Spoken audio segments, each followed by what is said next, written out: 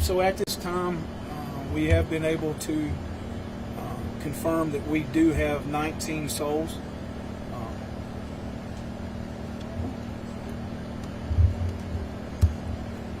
That we're looking for. So, excuse me, I ask you to keep in mind those families. This is probably one of the most devastating sights, I think. Sheriff Kraft and I was talking about. It's probably been one of the most devastating situations that I've been on in my career. As far as the scene goes, we do feel that the scene is secure. We have ATF, FBI that are handling the scene as far as the investigative part, trying to figure out and recreate or figure out what actually happened to cause this. Do I see a short-term explanation? No. Do I see us being here for many days?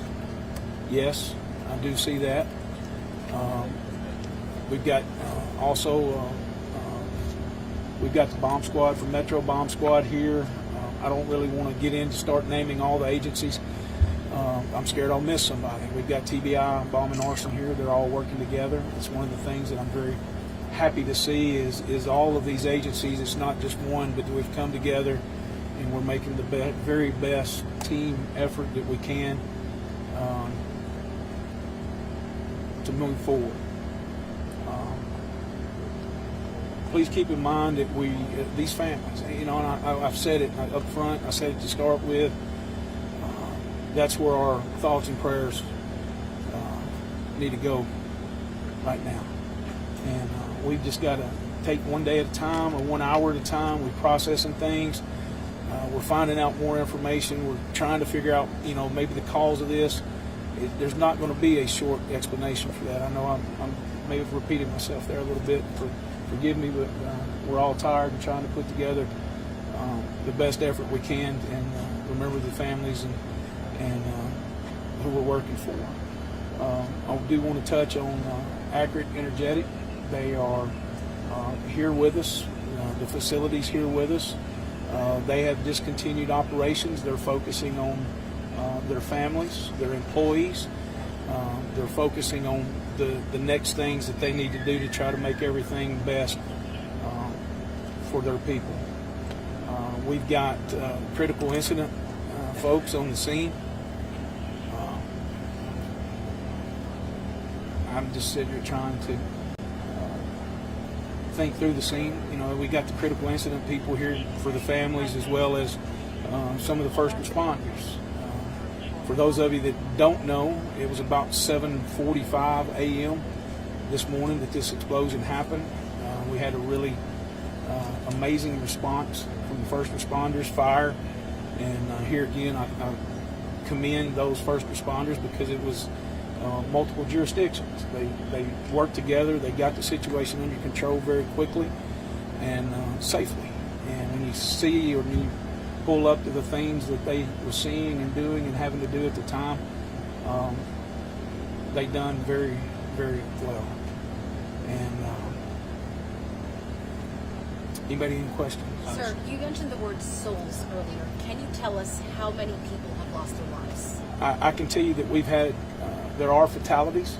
Do I want to put a number to that? Because I always, and those of you that have known me in the past, I always wish for the best. Is there a possibility that somebody might be injured somewhere or somebody that we don't know about? Yes, I can tell you right now that we're looking for 19 individuals. And a lot of times when I have this types of situation, I refer to them more than just a person. They're a soul to me. So we're trying to, I can tell you that we're missing 19 souls. Sheriff, I was wondering how many people were working at the time and how many people were taken to the hospital. I don't think there was, I think 4 to 5 individuals that was taken, maybe even by POV. I can't talk about the ambulance part of that. And forgive me for some of those early questions and not being able to answer them. We've concentrated so hard on getting the scene secured, getting things moving, taking care of basically the security, getting the personnel that we need here, that I can't answer some of those early questions. So forgive me for that. I don't want to give the appearance that I'm avoiding that. Have you had a chance to see the building, and can you describe it? Can I describe the building? There's nothing to describe. It's gone.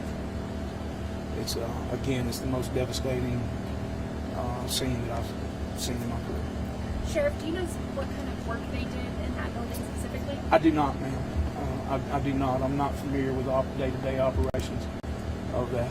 I see a lot of family members, they're waiting. Are they waiting for confirmation about if their family member is missing, or what communication are you having with them right now? We have communicated with the family. We've done it twice. We wanted to get some solid information because we were sliding a little bit in information that we were receiving and from past experience from the flood and those kind of things, that we wanted to make sure that we had the information, the correct information that we needed to talk with. So yes, we have spoke with families. Again, Accurate Energetics is taking care of those families and trying to do everything that we can to comfort them and get them the information as quick as we have. I know it's early in the investigation, but does it appear it's accidental or intentional? Can't answer that. And it's something, that's a good question. And the reason I say that's a good question, in law enforcement, we have one opportunity. And that's the reason why you see a lot of things that we have to do in law enforcement. We have to make the worst assumption. We have to make that and prove it away that it is an accident. So we only have one chance at the evidence. We only have one thing or one chance to be able to do the things that we need to do. And we're going to be slow, methodical, and diligent and do everything that we can to make sure this is what it is. And there again, we're working for those families and those people that were in that building to make sure we get, if they deserve justice, we want to be in a situation that we get them justice. And that's how we have to approach these situations. Okay, and there was another report that there was a destructive explosion in 2014 in the same building that was operated by Rio Ammunition. Can you confirm that and tell me if there's some kind of trend going on here? Rio was on the facility. That did happen here. I was here during that time. I don't believe that it was at that current facility at all. Yes, ma'am. You have a question. That was my question, is do you have any information about a previous explosion at this facility? Well, see, you have to remember, this is a huge compound, and there's a couple of different businesses that may operate within this facility. So I don't want to get into too much to the operation of the facility because they are a very delicate operation, and we have to maintain that. Sheriff, I had heard some comments earlier about fallout outside the campus area from the blast early on. Yes, sir. Is that something you can confirm? There may be some debris that went over the fence. I don't think that we're too far from one of the property lines, and there may be some debris that's on another property here. You said the scene was secure. Does that mean it's stable and first responders have been able to access it? It means that the scene is stable. The ATF and the FBI are on that. They are methodically moving through the location of the explosion. Sheriff, I'm not sure if you know this, but was at 7:45 was the plant up and running, or were people just arriving for work? Do you have any idea? I believe the plant was up and running. Last question. Have you been able to speak to any families directly, and if so, what are you telling those families? We have spoke with the families directly, and we told them that we're going to be very transparent with them and get them the information and try to answer every question that they have the best we can. It's again, it's going to be a very slow process. Sheriff Kraft, you want to? Did the department state that they called you guys or start calling in? How did that work? Because I saw a lot of people, a lot of different departments. May I ask you a favor? Would you repeat that louder, please? A lot of different departments that showed up here. Did you guys contact them, or did they contact you? We contacted him. I think Sheriff Kraft and I both got information about this very quickly. I don't mind telling you from the prior experiences here with the Rio and the questions that y'all had, I immediately picked up the phone and called Commissioner Long, and I said, this is what I've got, this is where I'm going, because we are in a bad cell range, we are in a bad location, and Commissioner and I are personal friends, and he helped me get the agencies here that we needed, and rapidly. So that was one of the things that I'm very thankful to him for that, and that relationship as well. All right, last question. I think I might have said that. Anybody? Well, Sheriff, I'm curious. I mean, after Waverly, I mean, another tragedy. I mean, just you talked about at the beginning, but just how are you feeling? I mean, how's the community doing after another tragedy like this? My friend, I can't answer that, and forgive me for saying that. I can't answer that right now because he and I and the people from this facility, Mr. Stinson, we've concentrated so much on what is here right now and getting this stable, secure, and taking care of the people here that I hadn't been able to have any kind of feedback from the community. So I'm sure that I'll start hearing some things. We'll start interacting with things as time goes through this.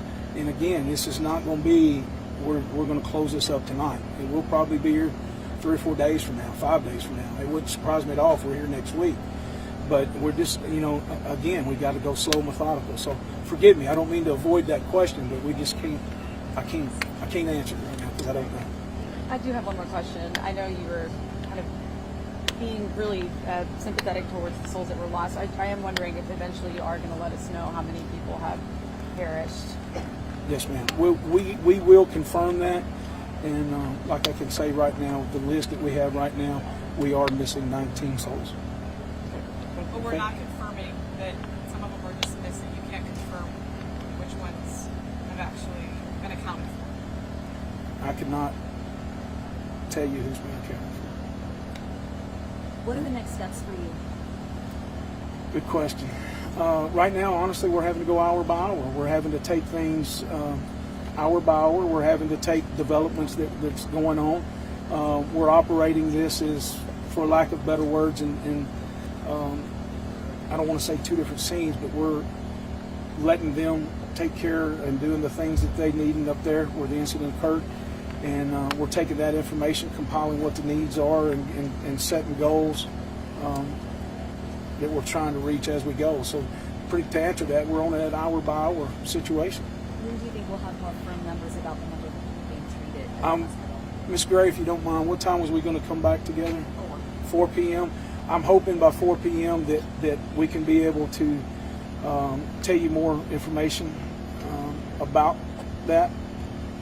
So it's there again. It's not that I'm avoiding it. It's that we're getting information as we go, and that's why I want to try to maybe do these every hour or every couple of hours to be able to answer your questions.